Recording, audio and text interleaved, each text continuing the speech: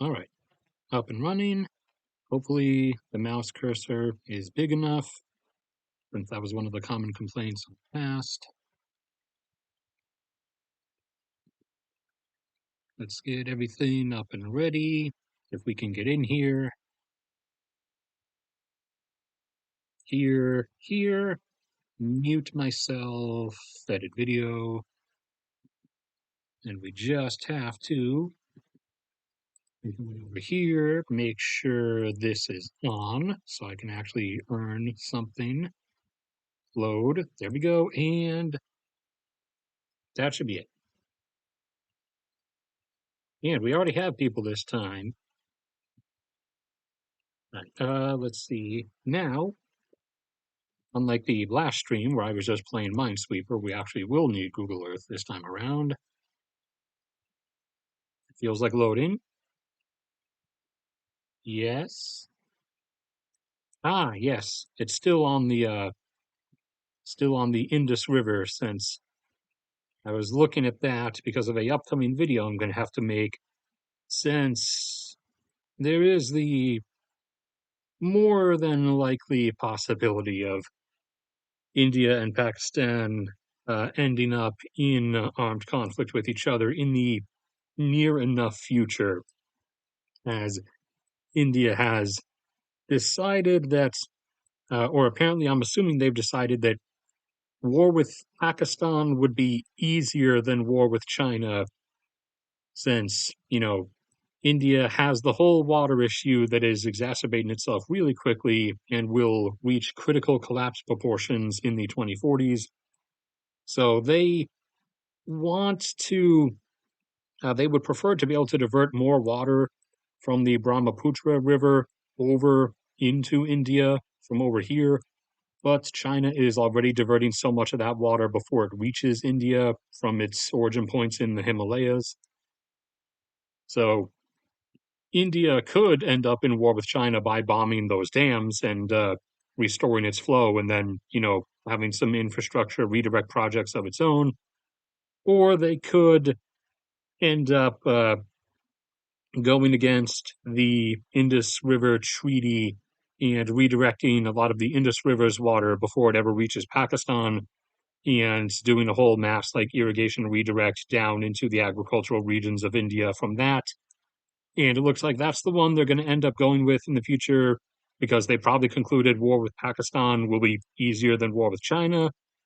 Or they might also just want to wait until China does the whole Taiwan thing and see how much that weakens China from that process. But anyways, there's that. It's just kind of a 2-minute time eater before people show up. So this is going to be the whole run through of the current, at least the important factors of the predominant situation as of the moment. See if starting to get people. Yes, is Josh here? Oh wait, I forgot. I can do. No, don't open iTunes now. It's going to start burning my CPU. Come on, hurry up so I can close you. Hurry up, iTunes, so I can close you. I didn't mean to open you. Now hurry up and open so I can close you. Hurry up. Okay, well, while I'm waiting for that, now we just got you, Andrew, for the moment. Global peak soon. I'm assuming that's what you mean by that question. In that case, not really, or not a real one. There's a strong chance. Uh, there's a strong chance an artificial one will be forced by mass production loss because of geopolitical circumstances over the next coming number of years. That follow-up production after that will never end up exactly returning to those numbers again. But if none of that happened and if everything went suddenly peaceful, it would be a lot more of a rough-ish plateau, sort of, up to close towards 2040. In terms of the highest points, even disregarding the geopolitical stuff, in terms of the highest production levels, that we're ever going to see. Those, as I said before, are probably coming, even aside from the geopolitical stuff, those are probably coming in this second half of this decade. However, a like massive declination slope downwards is not something that is immediately happening, barring like if the governments are lying and the Apophis asteroid actually hits or something, then if it hits in an ocean anywhere, the waves will probably take out a huge crap ton of offshore oil production off of someplace. But barring something of the sort, the 2030s is going to be more of a like gently downgrading plateau of sorts, and then it gets really steep once you hit the 2040s, along with a lot of other stuff. I've said that in the past, and I've done sort of videos about that in the past, but I'm going to make a more thorough one soon. Uh, Everything is just kind of stacked up to where 2040/2040 date is just where everything is going to really just roll off the cliff. And it is not actually opening iTunes on the screen, so I have to close it in here, unless it, okay, I guess it did not count that click then. Why is my movies and TV running? Stop that. I have anything else unnecessary I can close? Doesn't look like it. All right. Uh, okay, well then, for you, the artificial peak counts then. All right, so we're just going to work our way around gradually. So currently, for the global total, global oil production is fluctuating around 102 up to 102.5 million barrels per day, whereas global oil demand is currently around 103 and fluctuating, obviously, or when I say around, it's fluctuating around that number. It did hit a new high just a few weeks ago. Briefly, for a couple weeks, it was elevated up to about 104. However, as of the moment, it's back down to about 103. And as for the current arrangement of things, Canada, as everyone knows, is currently outputting just about 5 million barrels per day. A huge chunk of that is the tar sands in Alberta, and that is going to continue to be the case as there are hundreds of billions of barrels in that. Although there is a volumetric cap on how much can come out of that at the same time.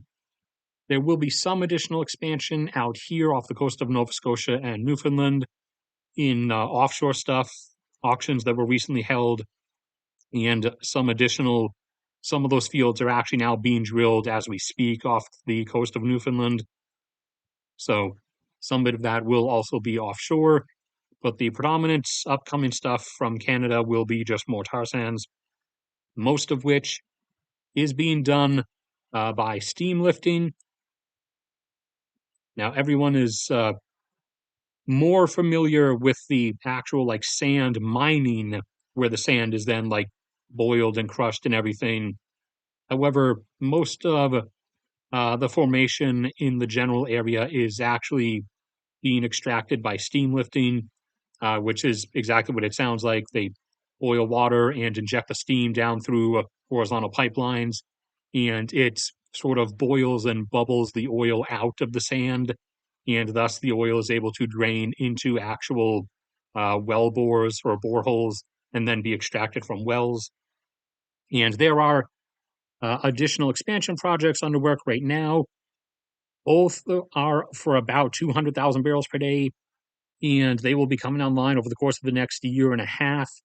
So over the immediate, like next year or two, Canada will be going up to around 5.3 or 5.4 million barrels per day, and continued gradual expansion of stuff, along with the addition of offshore things out here, and the eventual renewal of allowance for the licenses up there, although that will be smaller stuff, is going to see Canada basically really gradually over the course of the immediate coming future, like the next 5, 10+ years, really gradually work their way up towards 5.5, maybe a bit above that, maybe towards 6.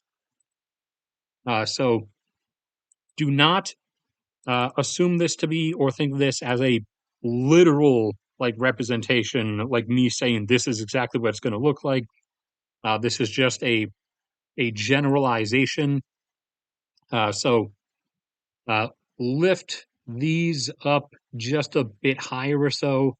So instead of looking like it's a bit above 5, lift them a bit higher so they end up like around 5.5 or so, and then Canada will sort of wobble around there. And depending on how much stuff gets brought on, how quickly in the immediate following years, like the later part of this decade, early 2030s, including more tar sand stuff, but also more offshore stuff around this area, Canada has a chance to get up to around 6, and then it declines, continuing, ongoing declines from their traditional stuff down in like the southern portions of Alberta and then over through Saskatchewan and Manitoba, and then declines in their offshore stuff, will drag them back down slowly towards like 5. But overall, somewhat depending on offshore stuff done, especially like up in Baffin Bay or the mouth of Baffin Bay and up in their actual Arctic region, Canada over the future is going to roughly continue pretty steadily fluctuating between 5 and 6. Although on the conservative estimate for safety, you can put them down closer to 5. The US, in the meantime, as I made that video you guys probably saw, is just about to peak. It is presently at 13.5 million barrels per day and is likely going to peak in the upper 13s, which is within the expected range I've had for a number of years. The Permian has been like the primary booster, and it is currently leveling out close to or around 6 million barrels per day, which is about where I thought it would end up. And let's see, Bakken is probably going to be letting go soonish, and Eagle Ford should be able to hold on where it's at for another few years before it starts going down. But in that video specifically, I told you guys about how the actually we can probably zoom in and actually see on some of it. Yeah, you can even see it from this altitude. You see all those dots are wells. So let's zoom in like here. All these are well pads. Look at that. So it is so saturated. The Permian is so saturated, and even volumetrically underground, the well boreholes horizontally are now so close to each other. They're within 600 feet of each other, which is bad because to have zero interference, you need to be about 1,600 feet apart. And so with them only 600 feet apart, they're experiencing an effect where uh, one well borehole, gets fractured and the oil will start draining towards it following the concentration gradient or the suction. And another one near it fractures as well. However, now the oil in sort of the overlapping Venn diagram middle portion between them is feeling suction from both well bores. And so whichever one it's closer to, it will go towards that one. However, it will migrate much more slowly because it's feeling attracting force from the other one as well, which means that, overall less will be going up over a longer amount of time. So the well individual productivity will be a lot less. Yeah, look at all this. Come over here. Here's like another mega dense area, especially this one. Look at this hyper density here. Sorry, had to clear my throat. So the productivity from that region is going to be dropping, and the primary upticker or booster of U.S. oil production for the next few years that will still push it up a bit higher is stuff in the Gulf, as there are a few projects coming online in the Gulf of Mexico of amounts varying between 40,000 barrels per day up to some that are 120,000 barrels per day, and projects back up home where I would love to be, not on the North Slope. I lived in Fairbanks. I'd prefer to be in Fairbanks. I would not prefer to be on the North Slope. I'd visit the North Slope, though. But up on the North Slope, there are additional projects back up home coming online. So this is Prudhoe Bay. That was the big one back in the 80s. And there are some over here that have been drilled up, and some over here. Now there are projects over here along this sort of river delta you can see that are coming online. So Alpine is actually the name of one of them, as a matter of fact, because, that's the small village that it happens to be near. So slowly we're stepping our way westwards and getting some that are like just over here, close enough to warrant the pipeline connection to the Smith Bay project, but that won't be a thing for another like 5 or 6 years. But for the immediate few years coming up right now, there are projects around this area that are coming online over the next couple of years, which vary in size from 15,000 barrels per day to up to as large as 80 or 90,000 barrels per day. So that combination, along with the Gulf of Mexico stuff, is serving as the main up boosters now for U.S. oil production over the next couple of years. Whereas if it was just the shale, then it would mostly remain flat where it is. But the Gulf of Mexico and the stuff back up home in Alaska is going to take it up higher, closer towards 14, from which it will then peak out and tip over and start heading on its way downwards. And I have US one, yeah, like this is one of the generic like projections I made for what the US peak will probably end up looking like. And then down south of the US, current situation is relatively the same as I've said before. Mexico does still have a decent bit more they could go for in the Gulf, but they just keep slipping into and out of productive, effective phases of actually doing anything. So they have a number of things coming online over the next coming number of years that are enough to relatively keep them in a production level around where they're at right now, which is around the upper ones, currently usually around 1.8. Did I have one for them? Yeah, so something like this is probably what they're going to continue looking like for the next few years, continuing to hang out in this area, like close to 2, maybe sometimes they're going to go up over 2, especially around like 2027. They have a particularly large field that's going to come online that I think is like 200,000 barrels per day. So we'll see something like this for Mexico. But other than that, there's nothing particularly elsewise going on with them. Colombia is going to fade out as an oil producer. They're going to start tumbling further down, as they were up at 1 million barrels per day once a while back, and they've declined down to the upper 700,000s. And now their government has banned any new oil and gas exploration in the country. So nothing else is going to be happening there. What they already have is all that they have to work with now. And they're doing some enhanced recovery stuff, but that's not going to last forever. So really soon, as we keep going through the 2020s, they're going to start tumbling down like under 700, then down to 600,000. Ecuador already peaked. You guys already know about 550 was their height, and their overall territory of which they have stuff in is not the biggest, and they're kind of done with it. So they're on their terminal decline, and now they're down to around 470 or so. Venezuela is in the uncertainty area, or it's one of the uncertain Uno cards, as they because of what is there, they're more than capable of returning to that plateau of 3 million barrels per day that they formerly held. And if they fully developed like the extent of the Orinoco Belt, including steam lifting and stuff of the sort for that heavy oil, they could actually get up to potentially 5 or 6 million barrels per day. It would take about a decade or a decade and a half to like fully implement that.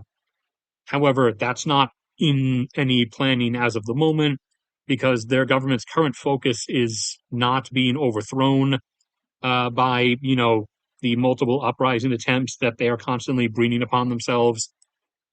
So they have had a lot of their stuff collapse, and Chevron has been recovering their production for them very slowly. They're almost now back up to 1 million barrels per day, but they have a bad habit of suddenly kicking Chevron out and then watching their production collapse into oblivion and wondering why that happened. So they might do that again at a moment's notice. Their neighbor Guyana is up at around 670. And this coming year, 2025, they have another field coming online, which should boost them up to about 840 or 830, accounting for declines at the already producing fields. And in the ongoing portion of the 2020s, in the upcoming years, they have stuff scattered across here, which will be bringing them up to, by the time we hit 2030, 1.3 or 1.4 million barrels per day. So despite their size, they are going to end up being a decently sized producer in like their full peak. They're probably going to be in the twos up towards three. So they're probably going to be like a South American version of Kuwait. Their neighbor Suriname has stuff as well, just not as much, and it's not as the flow rates are not as good. So it's a bit more difficult to work with Suriname stuff, but they did just start work on the first field there, and it's going to come online in either 2027 or 2028. And so far, it looks like with what Suriname has discovered offshore of themselves thus far, they have enough to come up to an initial starting peak of about 600,000. It initially looked like it would get them up to 800, but those numbers have been revised down by the companies that are working there because, as I said, the flow rates are not as good as the neighboring fields over offshore of Guyana. The fields offshore of Guyana are just like some of the best quality fields you could ask for. It's been a while since like just anywhere that we've actually found, stuff that nice to work with. So Suriname will pop up as a moderate producer, at least. They're just not going to be huge. We'll get to Brazil in a second. I will check chat like a responsible streamer.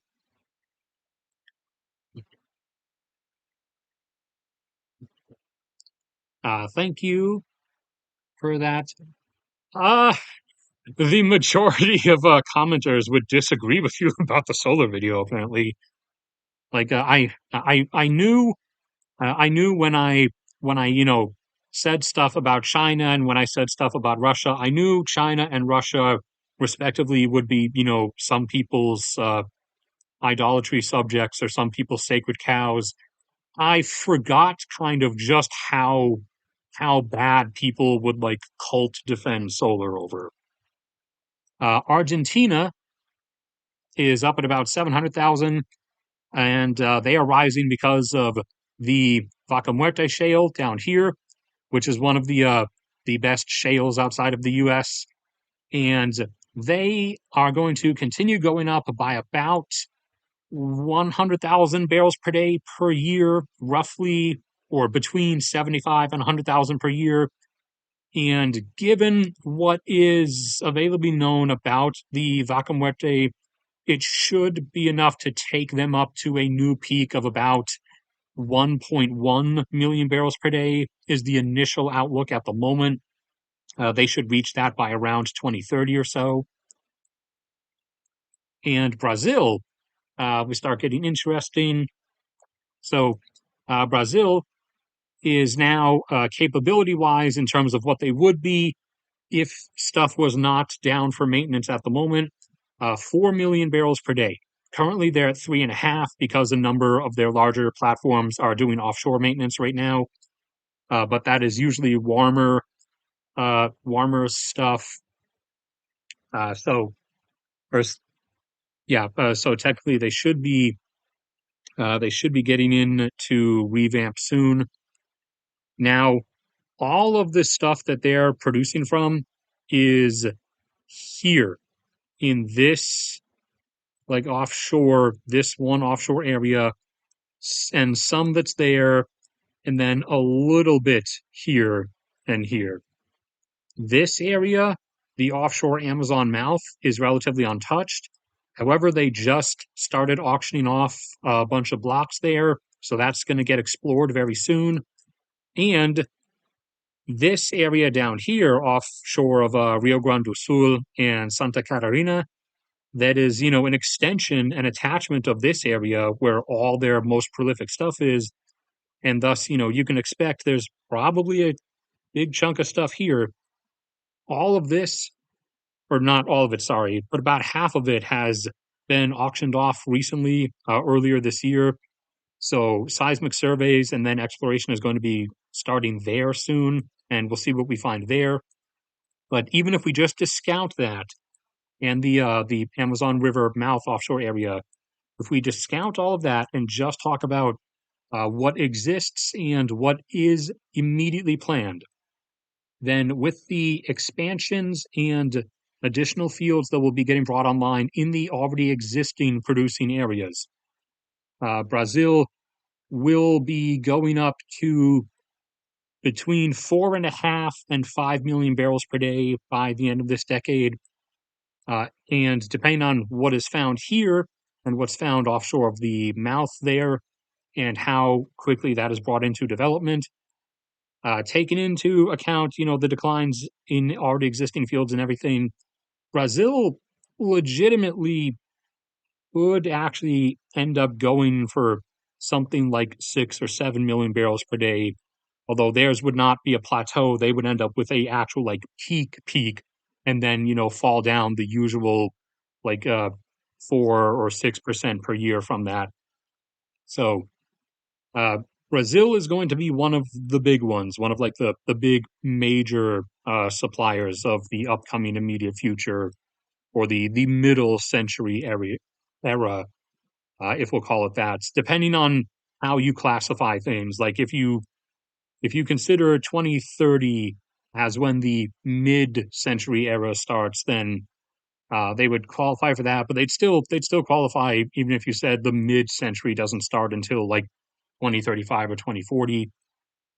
And their export ratio is going to remain pretty decent as their demand is not really going anywhere. I just finished all of these. The new graphs I was talking about. Excuse me, full screen. So yeah, their demand is not really going anywhere because their economy has not been the best since the early 2010s. They and their population is going to be peaking relatively soon, and they're actually going to enter a decline. So their demand isn't really going to be going up all that high. So they will have a really decent export ratio for some time to come. Up in Europe, there's basically nobody with anything except the UK and Norway. And I think we know between those two, one of them is kind of useless. So the UK is down to about 600,000 barrels per day. And that's primarily because they don't really have anything left. There's an area right here. Basically, draw a circle around the mouse cursor where it's sitting right now, and that area has not really been touched. However, about half of it was just auctioned off recently, so it now will be explored. But other than that, like everything the UK has up to around here, all through here, has been explored, and they don't really have that much left, except they could go out here. And if there's some stuff on the shelf out here, which most geologists seem to think there's probably not. So the UK just doesn't have that much more to work with, as opposed to Norway, who has explored all their North Sea stuff and up through here, but still has stuff even right in here that is not entirely explored and has only explored about a third of this shelf area and the fan that it drops down into. And on top of that, they have their whole portion of the Barents Sea, even up to and around Svalbard up here, which has proven to hold a bit of stuff more than was initially expected. And they have a number of new projects coming online up there. One that will be, I think, like close to 200,000 barrels per day is coming online soon, or just did. And it's next to another one called Hammerfest or something, because for some reason Norway names all of their like oil terminal ports and all of their oil fields after like heavy metal concerts or something like that. So everything up there is called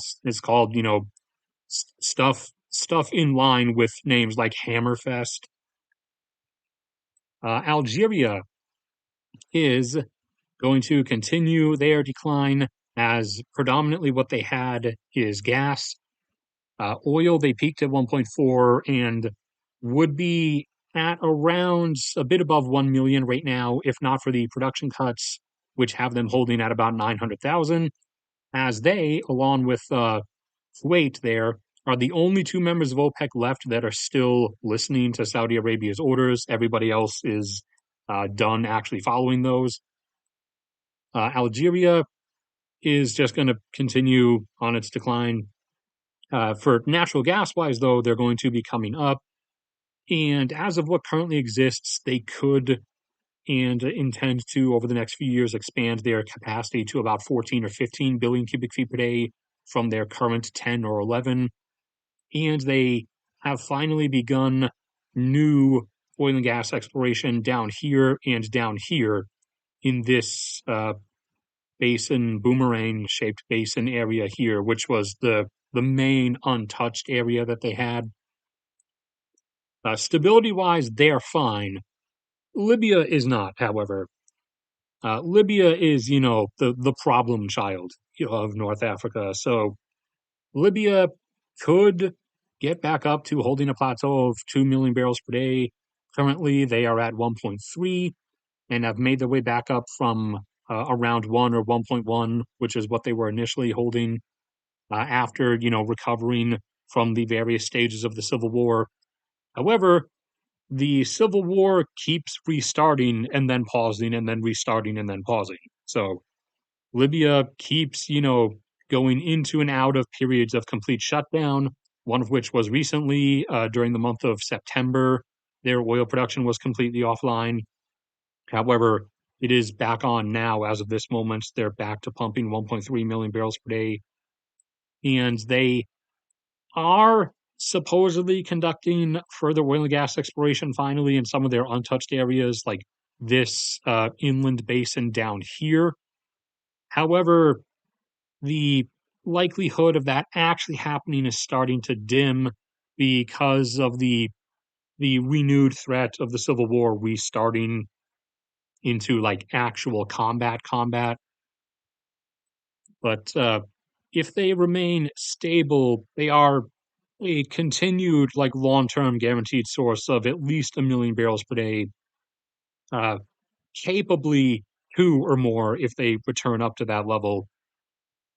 Egypt is already a long-time net importer, and they're going to keep going down. They're down close to 500,000 now, and they still have unexplored area here in the main basin of their western desert. However, the rate of exploration and of the addition of new stuff that they do is really leisurely. It's really lazy. I say that frequently in the oil production updates videos.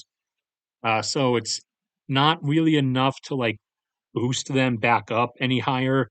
It usually is and has been enough to like keep them from falling further for like a decade at a time until they then, spend a few years tumbling down like 100,000 barrels per day or so, like when they did from 750 to 650, then from 650 to 550. Right now, they're in the process of falling from 550 down to probably 450. And then the leisurely pace of things will probably be enough to see them stay at 450 for another decade on from here. That just, it seems to be the pattern that they're following. Sudan and South Sudan were never that big of a deal. Sudan as a whole peaked at 600,000 a while ago, and they were already in their regular decline and were down to about 400 or 300 when the country split. South Sudan got too deep, about 200,000, and had declined down to about 150. Sudan got about 100,000 and had declines down to around 70 or so. However, the civil war in Sudan recently, a few months ago, damaged the primary pipeline because both Sudan's and South Sudan's oil is carried up to export terminals by one pipeline through Sudan. Well, that pipeline is out of commission now. So these two are off the map for the foreseeable future. Their oil production is gone. Again, it wasn't that big to begin with, but they are, out of the picture for the immediate future. Check chat.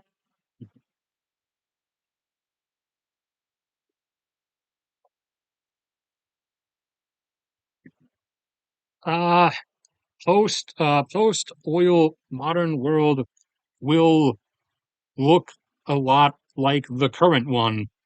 Uh, in that, for one, that there is no post oil world. It would take you a long, long time to actually like suck out every bit of oil from the ground in any meaningful number. In terms of like having to, if you were to look at a world, like a century from now that is stuck running on 40 million barrels per day instead of 100 million barrels per day, it would still, it would be pretty similar. However, at minimum, assuming everything was done correctly according to the Maxogear plan, which I'll do a stream at the end of the year covering like a new version of those and the different bullet points. At minimum, it would be 40% more expensive to live in like overall everything. That's the preface I used in that video, if I remember correctly. They're like, yes, you can save the current civilization. However, the civilization that it becomes will at minimum be about 40% more expensive to live in across the board. And I don't mean about the number prices because then you get into like inflation factors and everything. I mean in like the totality of worth, as in what what's your like amount of effort and work would be able to get you. So people always picture it as like literally regressing to the 1930s or 20s or regressing to the 1950s, like in technology or something, which I am not sure where they're getting that weird, like retro time machine aesthetic from. No, the technology around you would continue advancing and will be and or would be the same. You're not going to suddenly go back to driving Ford Model A's or something. The level of like material availability to you is what will regress, is what I hope the people saying that actually are referring to. As in, you would return to a time period where the material availability of things that you can afford to have and to do will be similar to the common person from those time periods. Uh, Nigeria is continuing to be a problem. Again, they're capable of 2 million barrels per day, and they could hold that if they return to it right this instance all the way up until about 2045. However, they're at about 1.3 instead, and they've constantly insisted that they're going to get things under control and repair all the damage and restore everything. However, that's not really happening and is probably not going to happen for the immediate future. Any boosts to their production or re-uplifts are going to come from new stuff that gets drilled and brought into production a number of years from now, over here because they have auctioned off blocks over here on their western offshore shelf, which they had not really touched before, to various oil companies, along with more of their onshore inland Delta Valley stuff. So their production, as opposed to getting restored, is probably going to climb back up or be boosted by the addition of new things, which will be operated by the actual international oil companies as opposed to the Nigerian government and Nigeria's like national oil industry.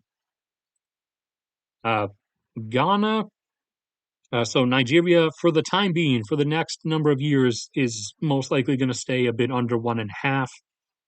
Meanwhile, their domestic consumption will, depending on how the current internal situation goes, eventually resume climbing, and they're soon enough going to start going towards numbers like 1 million for their domestic demand themselves.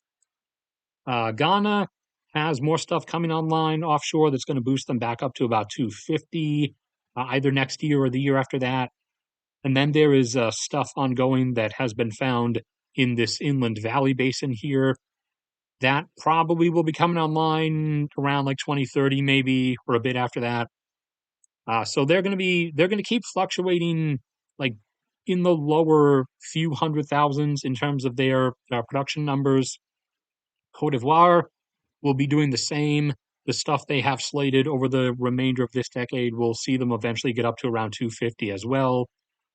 Senegal, with the stuff that they have on hand that is under drilling and being produced right now, or in the or is in the works, is being worked on at the moment, we'll see them get up to, as of the present outlook, probably about 500 or 600,000 barrels per day by the either by 2030 or by the early 2030s, is what you'll see for them. Angola, most of their stuff was up here. As you can see, the shelf and fan was bigger. Down here, it's a lot narrower and more constricted. However, they have auctioned off a bunch of stuff off here now, and so exploration is about to start here. So that will see stuff eventually start getting added on. However, as of the moment, they have declined down to about 1.1 million barrels per day, and they'll be staying around there or around one because of a few additional fields way out here that are coming online soon in the next year or two that will keep them there. However, after that, they're going to probably slip under 1 million barrels per day until stuff that's found down here in the area that's been auctioned off recently is brought online probably in the 2030s after it's been discovered. And that might boost them back up at that point to or back above 1 million barrels per day for a short time period. Namibia is going to be the actual like big up and comer here. The Brazil of Africa, oil wise at least, as all the stuff that has been found and explored has been so far just in this immediate area offshore here. And everything that has been found there thus far, when it is all brought into production, is enough thus far to put them over 1 million barrels per day. And at the current pace of things, all 3 or 4 fields that have been found there should be in production by, I think they said either 2031 or 2032. So that would put them up above 1 million barrels per day at that point, excluding, again, anything else that gets found in that same area between now and then. And also, along this entire rest of their shelf that they have here, this gentle sloping shelf, which is similar to the gentle sloping shelf offshore of southern Brazil, which is why I'm referring to them as the Brazil of Africa. In theory, that might extend into stuff offshore of South Africa, but we all know how functional South Africa is now, don't we? So I wouldn't really expect anything to be coming out of that. Like, I apologize to any South African viewers, but don't get your hopes up. But Namibia, in total and at the rate, like I expect things will probably go, over the next like 15 years or so, as we head towards 2040, you'll probably see them at that point be up towards something like 2 or more million barrels per day. And in terms of like their total max out, they are almost certainly going to probably end up around like 3 or 4, and that would probably be around 2050 or so.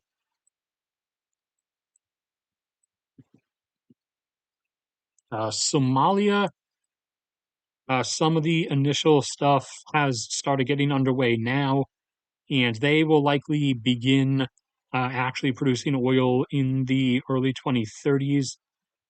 And based on just my initial look at things, they should probably at least be able to pump out a few 100,000 barrels per day. If they end up being more prolific than expected, or in reality, if we finally get onshore oil and gas exploration going in Somalia, because most of their stuff, because of the way their topography and geology is set up, is going to be onshore. If it stabilizes enough to have onshore oil and gas production, then enough stuff there should definitely be found to see them up over 1 million barrels per day at some point. That would probably be past 2040, though. Then we come to the Gulf region, which is going to stay the biggest main player for the predominant future.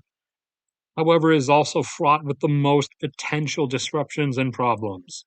All right, anybody else say anything?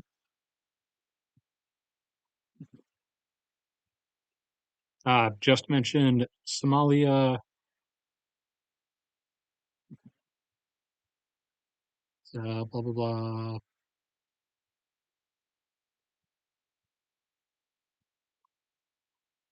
We can get uranium from seawater. That's already a thing we know about. There are it will have its own limitations, but the amount of uranium that's diluted in seawater is a lot more than you would initially expect there to be. But we have a chemical process for extracting it. Basically, we have you put these things. We just developed this in the 2010s.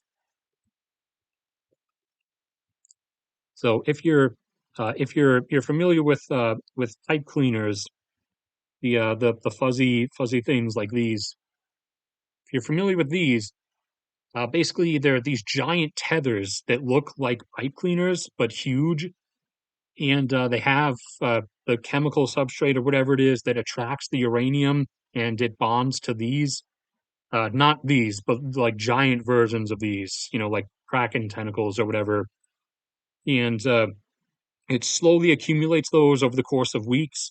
And eventually, it looks yellow because it's attracted all the uranium it can. And then a spool ship will come and like roll those up like a hose out of the water and would take them back to a special port where there's a facility that would chemically extract them off of those tethers.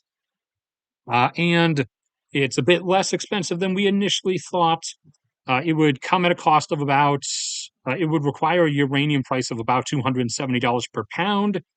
Currently, uranium's around like 80 or 90. The highest it ever went was 140. However, uranium is not like oil. It's the actual physical cost of uranium is effectively negligible. It's really null in the like cost equation of running nuclear power plants. It's like I'm pretty sure it's less than 1% of the actual like cost factor. The like machinery and engineering complexity and everything else involved is like the actual predominant cost setting for those. But there would be a limit to how much we would be able to extract at any given time. So like it would be restricted to areas where there is a surface level or near surface current of water, and you would have to set a screen of those tethers like every some odd distance, like every 100 kilometers, to be safe. And so, you could do places like the Gulf Stream here off the east coast of the U.S., or the internal Gulf of Mexico currents, or the East Australian current, for example, or the the midline current that runs between Madagascar and Mozambique. You could do you could set it up in all kinds of different places like that. And I did some really basic math on that once, and uh, using like some I call them like safety numbers. Like we'll assume you could only reliably put one of these extractors like every 100 kilometers or something along an area where the maximum water depth doesn't exceed this, and the current is near enough to the surface, and it's like once every 2 months, a string of tethers would extract enough uranium to fuel a standard like 1 gigawatt reactor, and then that would get replaced with another string of tethers. And on a safe estimate, it does look like we could extract enough yearly to run at least 600 gigawatts of nuclear power. But again, I am using like minimal estimates on that, but I'm going to stick with those minimal estimates for the moment. Uh, Geothermal is actually like the big thing that we need to turn to that is far more usable and prolific than has actually been portrayed to the public. And that, everyone, including renewable energy proponents, keeps ignoring. But geothermal is like the real big thing we need to turn to because we've constantly told a this like misleading line that geothermal is only accessible in like tectonic areas, like say in Turkey and Greece. And, there's a total of maybe 200 gigawatts of generatable geothermal power around the world. That is not even close. There is at least 2 terawatts of geothermal like capacity to generate electricity because those geothermal estimates you usually see are based on areas where you do not have to drill deeper than either 1 kilometer or 1 mile, depending on which country the study is doing. However, we can, with almost zero problems, drill down to 5 or 6 miles.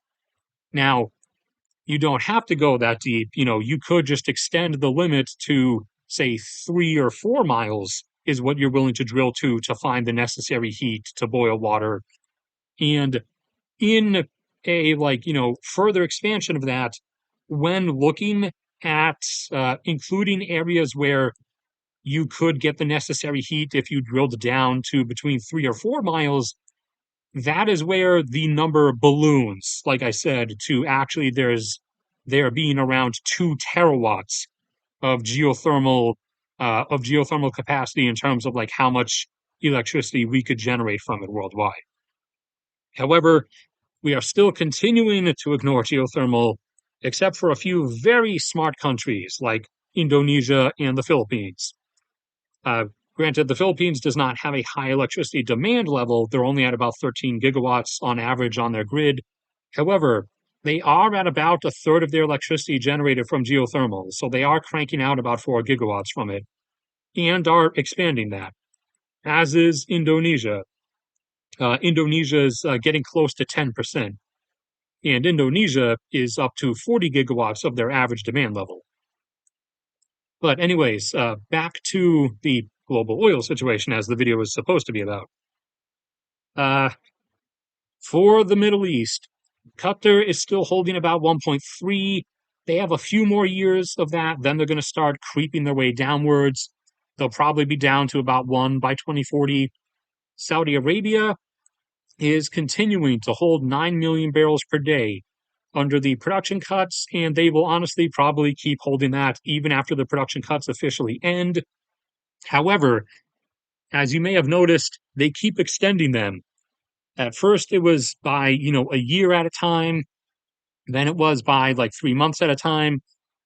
Now, most recently, it's come down to 1 month at a time, as the cuts were supposed to end last month initially, but in August or September, they said, we're going to extend the OPEC cuts 1 more month. Then they were supposed to end, this month. However, they decided, well, we're going to extend them for 1 more month. So now they're not supposed to end until the end of December. Saudi Arabia wants to keep the cuts going so that they have a legitimate excuse to stay down at 9 indefinitely from now on, so that no one would notice when they pass the end of their ability to maintain their former 10 million barrel per day plateau, which is the one that they were at for a while. Their production cap has been declining steadily. As of right now, it's probably down under 11 at this point, and their ability to maintain 10 million barrels per day as a plateau will be coming to an end around like 2032 as of the current arrangement. The longer they keep their production down for, excuse or no excuse, the slightly further out in time they push the end of the plateau date forward until. But they are holding 9, and if they went back up to 10, then by 2032 they would start like naturally slowly falling down from that, which they don't want the image of that. So they're keeping themselves down at 9 like they've been doing for like 2 or 3 years now, and are constantly extending the production cuts as the de facto leader of OPEC so that they have a, legitimate excuse to hide behind. People do misinterpret things and think that after reaching the end of their plateau, Saudi Arabia is going to like enter this massive plummet. They are not. I assure you, there's quite a bit still under there, just not as much as they actually claim. And for the first time ever, they allowed their reserves to be restated, because for the last 30 or 40 years they've claimed incessantly that their reserves are exactly 262 billion barrels remaining, never changing, never going up or down. However, recently, a few months ago, they allowed someone to recalculate their reserves for the first time in decades, and willingly admitted, granted, they're still lying about how much is left. They're still overstating it by a fair bit. But they did willingly admit that, well, we don't actually have 262 billion barrels remaining. We might only have 245. So they are also now, apart from holding the production down at 9 instead of 10, they are gradually cycle in a psychologically easing, slow way. They are gradually admitting that they do not actually have remaining what they claim to have.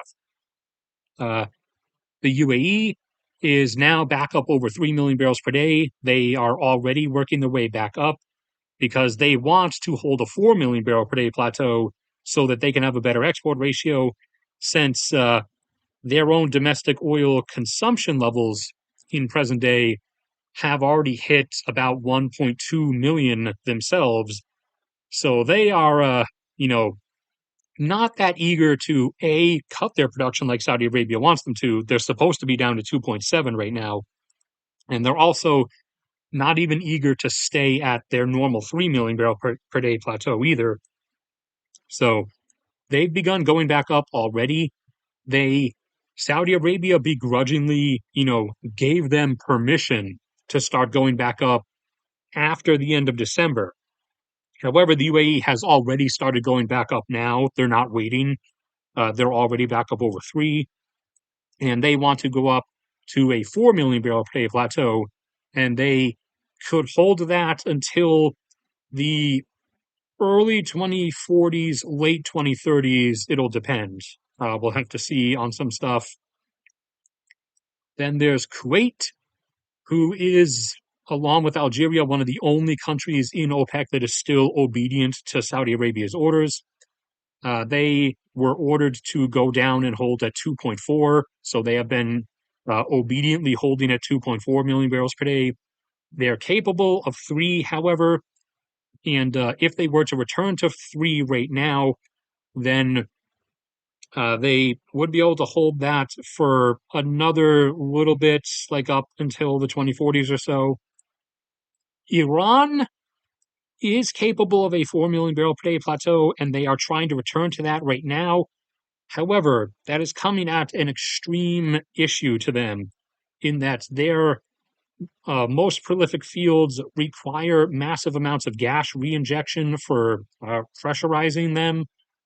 And, that's causing internal supply issues, which saw like people freezing to death and stuff in the Northwest last winter because they had to cut gas supply since there was not enough, since now so much has to be used to repressurize the oil fields.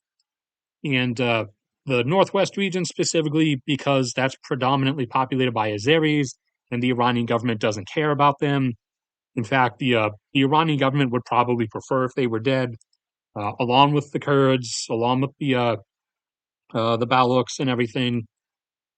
But they're at about 3.2 or 3.3 right now. However, they are a huge risk factor because of, this whole ongoing back and forth thing. And even if the IDF and anyone else who strikes Iran does not strike the oil and gas infrastructure at all, ever, damage and internal turmoil within the country resulting from everything that the IDF and anyone else does airstrike poses a huge risk of potentially causing, a cascade of breakdowns of things that would see huge losses in the oil and gas industry and thus see Iran's numbers plummet.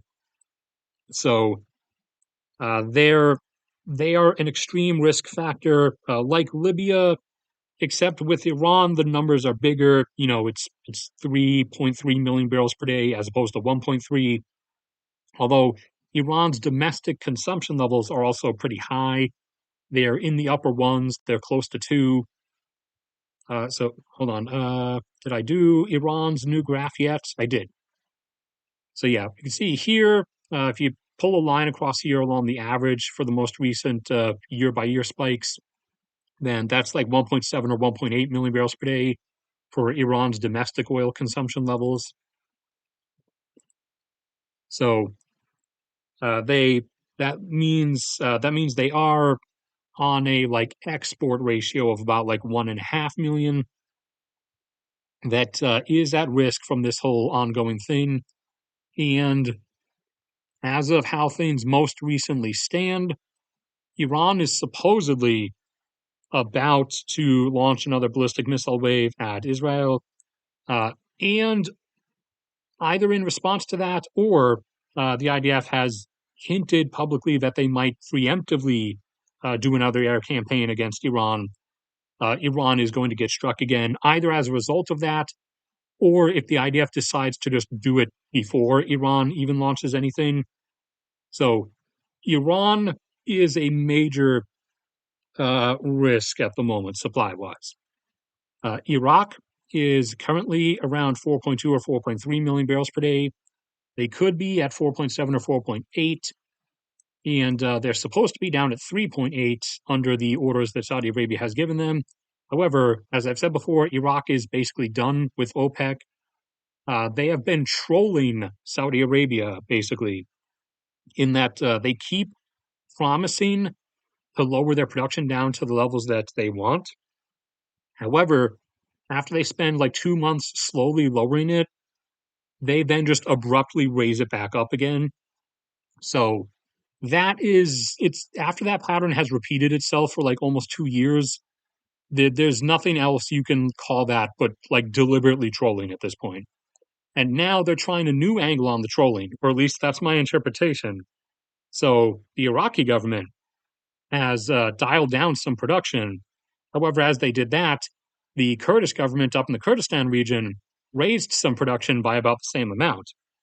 So now the Iraqi government at the OPEC meetings is claiming, well, that wasn't us. We actually followed the rules. That was the Kurdish government that did that, even though they are both like profiting from the Kurdish government, increasing the production in their sector.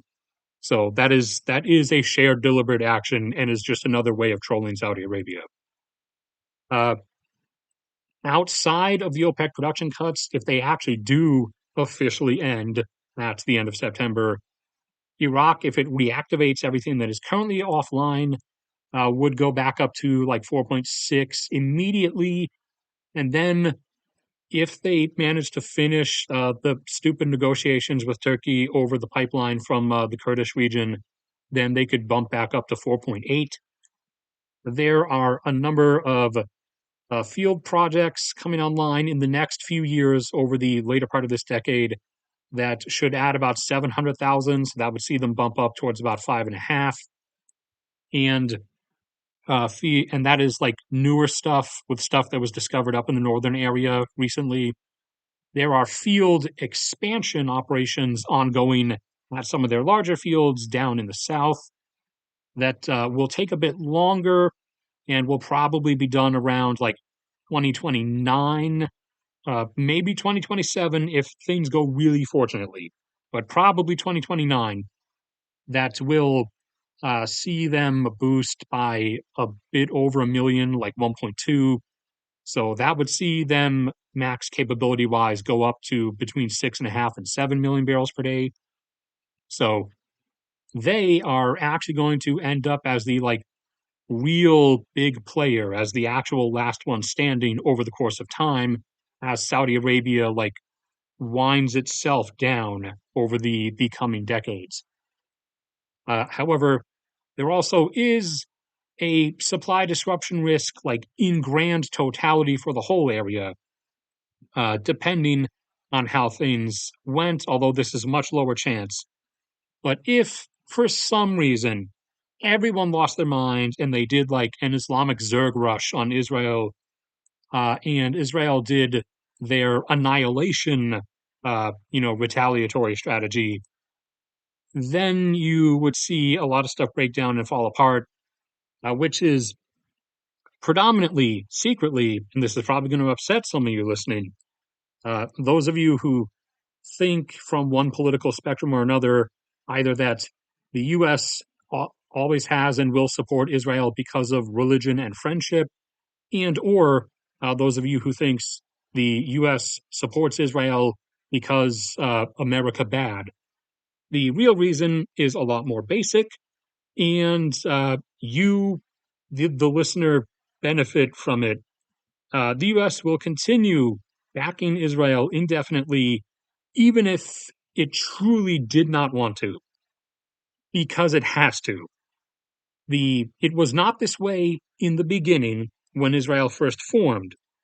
However, what the Gulf region has become since then, the true keystone of the modern industrial world's existence, now letting Israel potentially get into something too big is a non-starter that cannot be allowed to happen.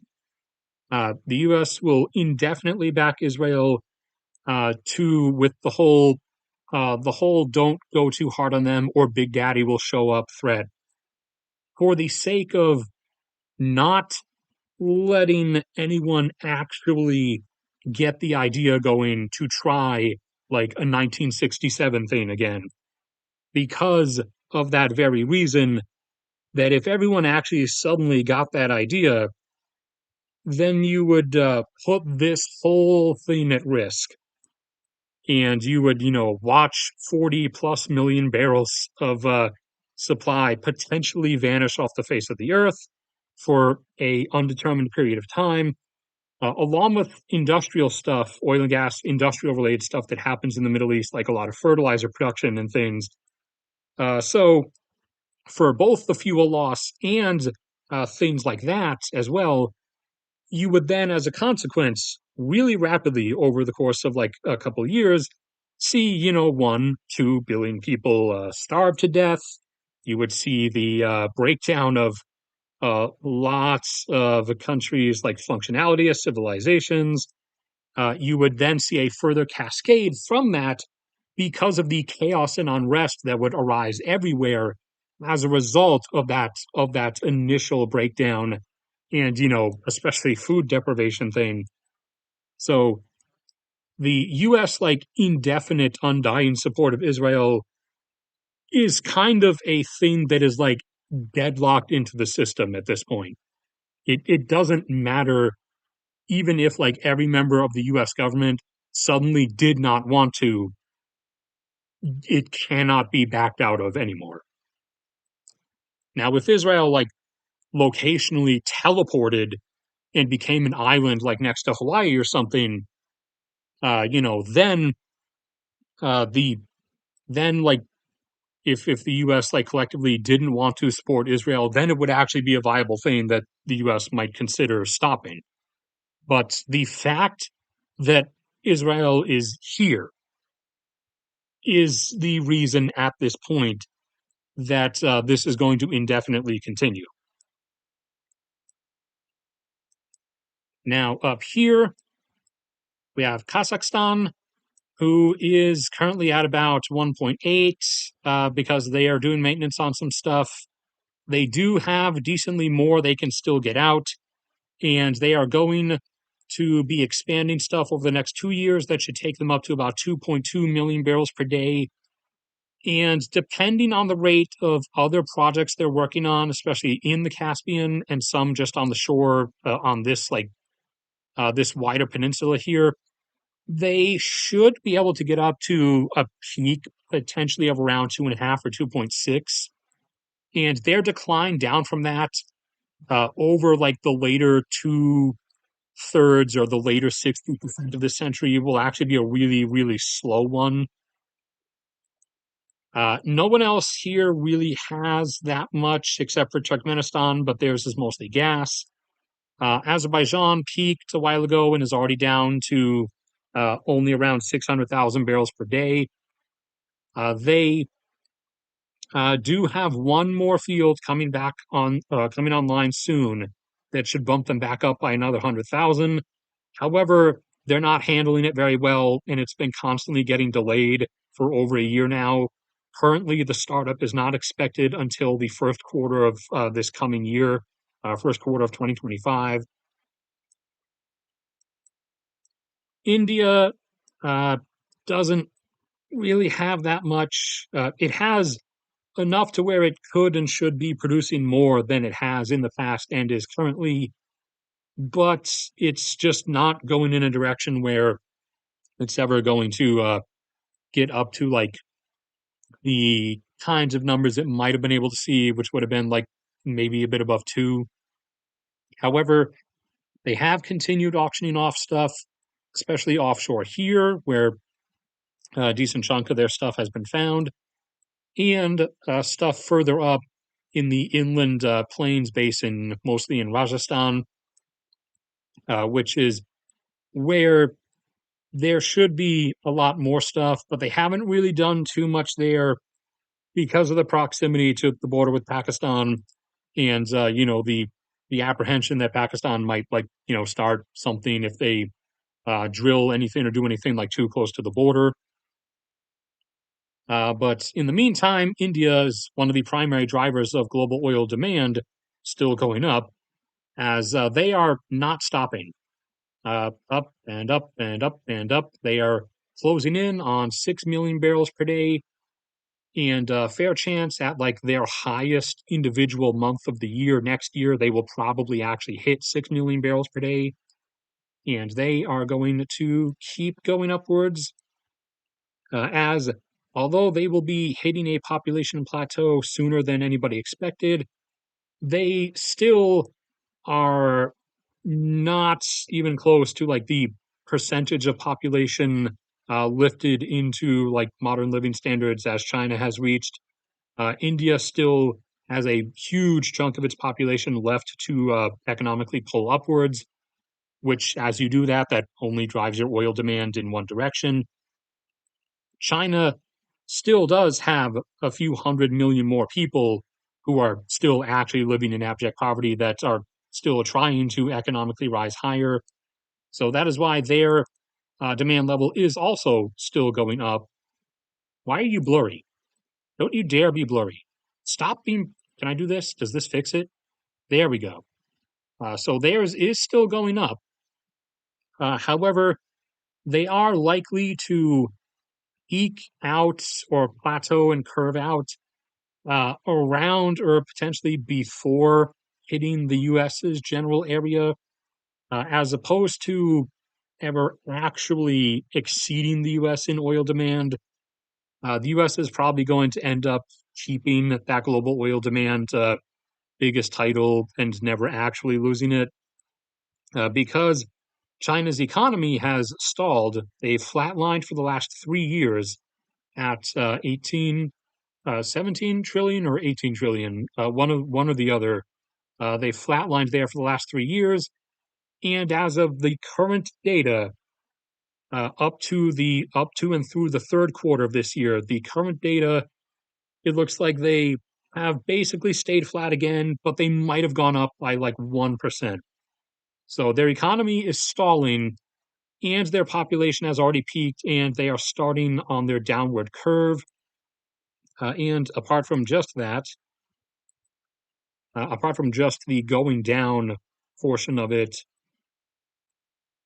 the larger and larger chunks of their population are going to be in the older brackets. This is from 2022, so you have to move each of these bars up by one now. Larger and larger portions of their population are going to be in the older brackets, which means that they will be doing less stuff, working less, going less places, and buying less things, which leads to lower oil consumption. And just look at how rapidly their youngest generational group, 5 and under, is just caving in here. So China is going to be plummeting downwards population-wise very shortly. So their demand is going to end up cutting out. India is the big driver for the moment. Indonesia is also another, as they still economically have a long way to go up, even though their population will be peaking not as soon, but it will be peaking soon enough. Where's Indonesia? Yeah, Indonesia, hold on. Minimize, regrow. There we go. Their growth rates in oil consumption has actually accelerated over the last number of years. It might, slow back down again, but they're going up and are averaging a bit above 2 million barrels per day now. Draw that out, looks like probably you can call that 2.1. So they're going to continue going upwards. Let's see, who else do we have?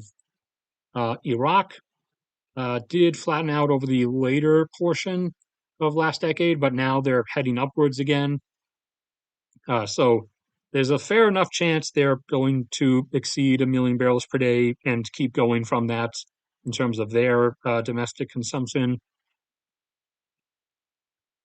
Vietnam has slowed down as of late, but they are going to still be going up. Let's see, Turkey is making their way upwards slower than they used to, but they are heading up now in the direction of 1.5. And if they went all the way, assuming their arrangement is similar to Europe, they would probably peak around 2 million barrels per day. And the UAE is slower than previously, but even the UAE is still actually climbing because, rich people and spend hundreds of billions of dollars, trillions of dollars even, building gambler paradise megacities, the endless construction of which uses a bunch of fuel, obviously. South Africa, demand-wise, is pretty flat, just like their economic existence.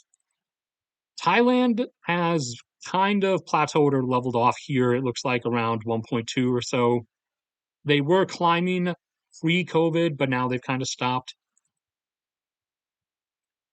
And yeah, Venezuela, if they recover to or at any point, does stand the chance of abruptly adding like another 500,000 barrels per day of demand back onto the global board, sort of out of nowhere.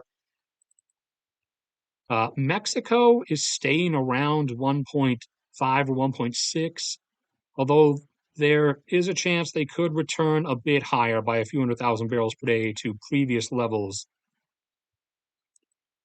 Canada is mostly plateaued around 2.5. Who else do we have? Japan is continuing to really gradually decrease over time. They are probably going to level out around 3, though. And then you have European nations through the fuel efficiency stuff, along with aging, have declined by decent amounts. However, most of them are starting, or those who began declining early at least, are starting to level off. Like Italy, Italia is leveling off around 1.3 or 1.25, and Spain is roughly doing the same thing. Although their sharper drop had a lot more to do with their economic implosion. But the adoption of fuel efficient vehicles and stuff over the course of the 2010s led to them not actually recovering all the way back up to the 1.6 that they were at before then. Oh, and also I have started working on my own production charts so that, like I said, for one, you guys can have like a standardized thing to look at, since I've started having to pull them from different sources, because some countries, like Russia, for example, are not, in Russia's case, they stopped officially publishing their data. They do publish their data, like it comes out with the OPEC reports now, but they stopped officially publishing their data for some reason, which means that a lot of the sites and stuff like won't update it because they consider they consider it from OPEC being secondhand information as opposed to if it was officially published. So you can see here Russia was getting up around 11. They were probably going to peak between 11 and 12. However, then you have the Ukraine invasion and working their way down since then from initially first customer absence and now from the ongoing degradation of their internal ability to actually maintain their production levels because the Russian oil production post USSR collapse was rescued by external oil industries.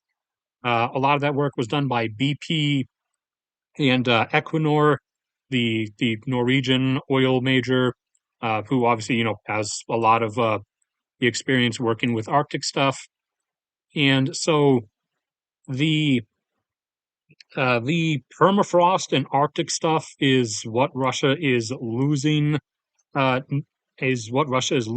capacity with behind the scenes, as they are not able to maintain that just in general, and also they don't now have as much equipment as they used to because they were predominantly relying on outside stuff. Most of it was Western stuff, despite what they would like to be the case. So now, to fill that gap, they first were having China smuggle them the equipment. Now they're having China forcing them to like buy Chinese made oil and gas equipment, which is, not the best.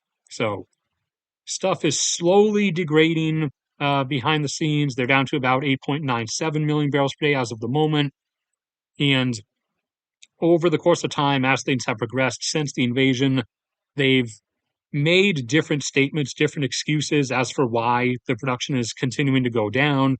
At first, it was that they were, showing solidarity with OPEC because, the Saudis are their friends and everything. And so that's why they did, this first mega drop. And then their this additional drop was like, we're getting revenge on the West for somehow, even though it's Turkey and China and India buying Russia's oil now, so lowering their production would only be hurting their own friends. Somehow that was revenge against the West, though, I guess. I've said before, modern Russia is really not good at lying. The USSR was like awesome at it. The USSR did espionage and subterfuge like really well. Russia, for some reason, has just stopped putting any effort into it. But then the most recent decreases from like 9.3 or 9.2 down to 9 and under, they announced that they were doing those, but are no longer like actually giving reasons for it. They're just saying it's going to happen. Like now, one of the major operators inside of Russia, Rosneft, I think, said expects this coming year, 2025, expect Russia's oil production to go down by another 8% or so. You know, no motive given this time, no OPEC solidarity, no revenge against the West excuse or anything. They're just saying now they're just flat out saying, yeah, it's going down, it's going to happen. So as long as the present situation prevails, that's going to be an ongoing thing.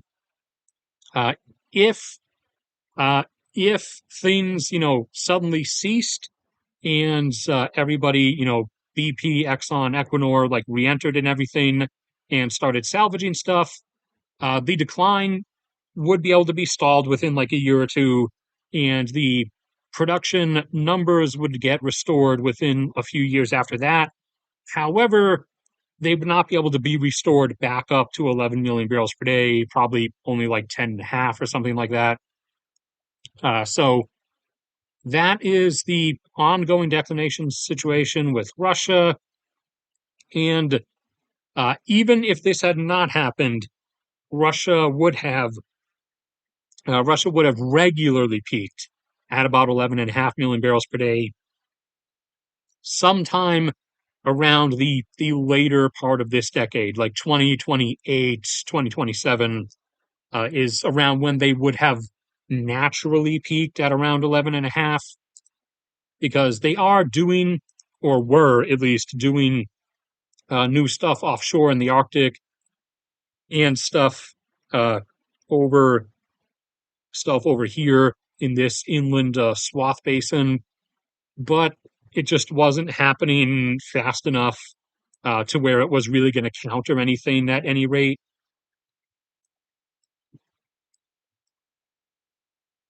And I believe that's the large parts of everyone, with exceptions. Indonesia is down around 600,000 barrels per day now and is going to continue going down since everything else they have is mostly offshore. And because their offshore is predominantly flat, what you will find in that scenario most often is going to predominantly be natural gas. It's the same with offshore of Malaysia now, as Malaysia's oil production is also continuing to decline. It is now down to around 450 or so. Vietnam is down pretty low now, and they still do have stuff here and off here they could explore with. However, there's the whole issue of China, constantly building artificial islands in the middle of the water and declaring that everything within 200 kilometers in every direction of those islands belongs to China, which, would take that like really close to the Vietnamese coast. So now Vietnam, in terms of oil and gas exploration, is being geopolitically constrained by China. China, who is struggling to hold themselves off at a bit above 4 million barrels per day. They are managing that with gradual offshore additions and stuff. However, they're only going to be able to drag this out for a little bit longer. And by the 2030s, they're going to be under 4 and like well on their way down towards 3. Were it not for this, which is going to happen. When this happens, the various economic blowbacks externally and the internal blowback from everything is going to make everything wobbly and unpredictable. Regards to their production, regards to their consumption, I would assume, again, depending on when and depending on the particular severity of things as they come, there would be a decent chance of China's domestic oil consumption in the like economic reverberance from attempting and ultimately failing at the whole Taiwan invasion you would potentially see their domestic consumption end up tumbling along with their economic contraction that would result as well, tumbling, down by a few million barrels per day, back down like under 15, down towards like 13, maybe even 12. But we will see how it happens and down, you're slowing, you're stalling. Oh, you're working now. But that's about the end of it anyways. So let me check you guys. Actually, let me chug some water. Hold on.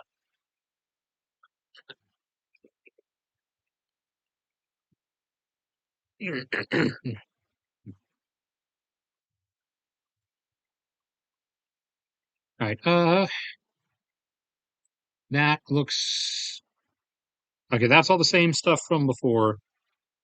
That is Kurdistan pipeline commentary. Okay, yeah, that was the last I was aware as of like a few weeks ago. So if you're speaking from more recently, then it looks like it's the same situation. It would, you know, be better from their angle at this point to just tie it into the regular southbound stuff.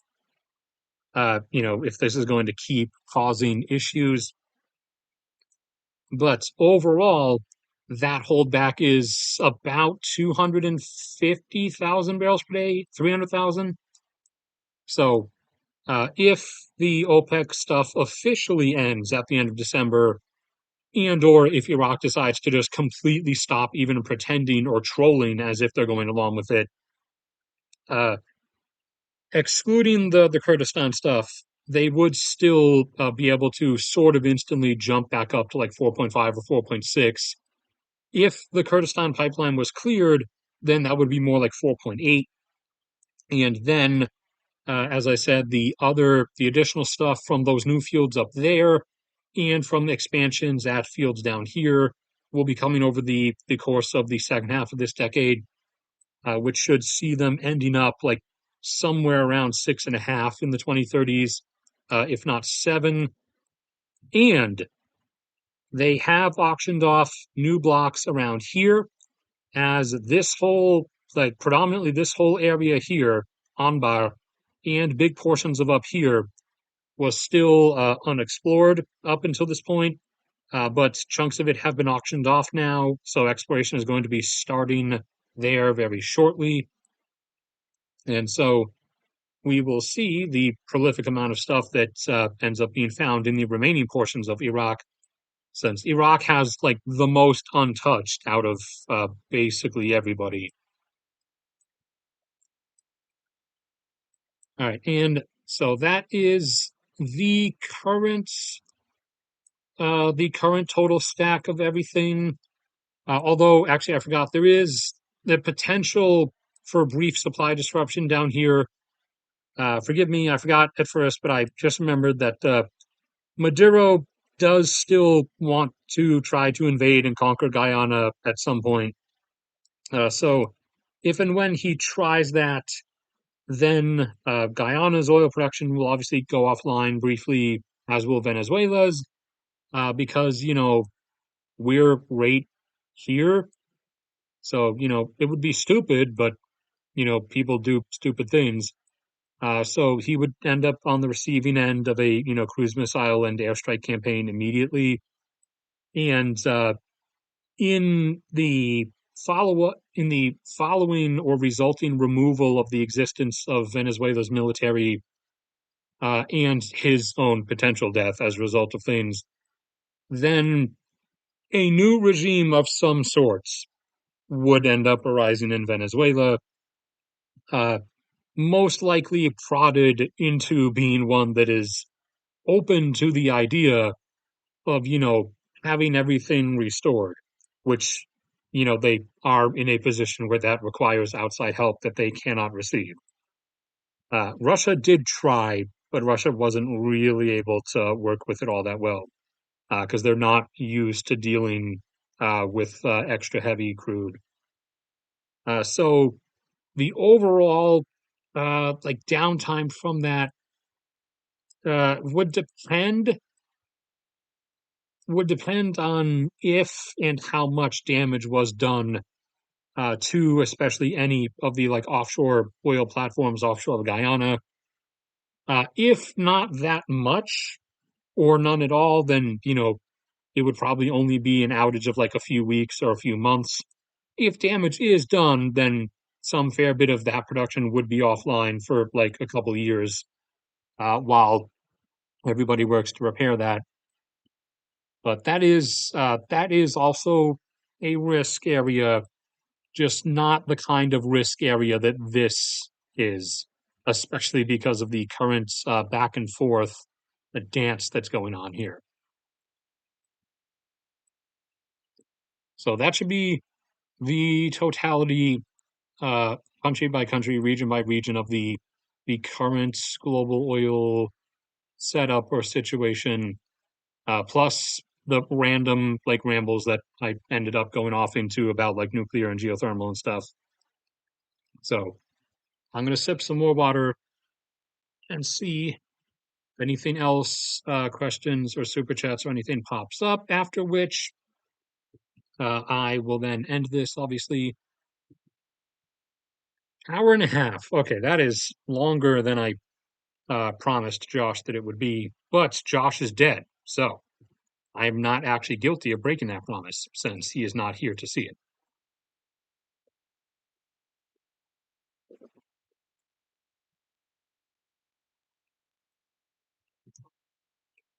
But yeah, while I wait for the delay to see if anybody else asks or says anything, I am working on the new graphs. Like I said, I will try to get a doc uploaded and linked to you guys on the channel with all the new updated extended oil demand graphs soon. Once I have the last few that I'm working on for mostly for countries of 200,000 barrels per day of oil demand or higher.